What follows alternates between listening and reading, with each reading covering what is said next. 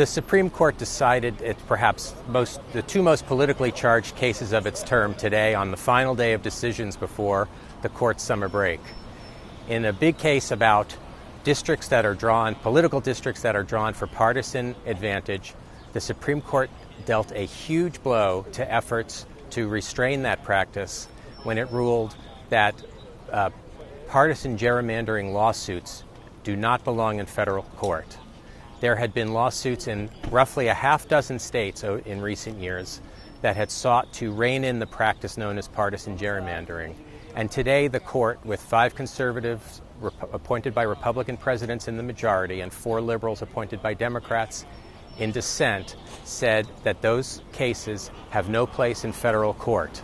That's a huge blow to efforts to rein in the practice, although it does leave opponents of partisan gerrymandering with the opportunity to go to courts in some states to try to win court rulings there.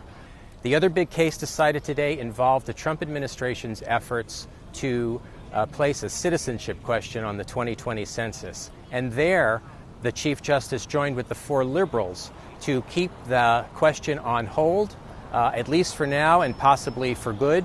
The court sent the case back to the Census, to the Commerce Department, but it ruled that the reasoning that Commerce Secretary Wilbur Ross had used to explain why he wanted to add the census citizenship question, that the reasoning was contrived, that it wasn't a good explanation for why the question was to be added.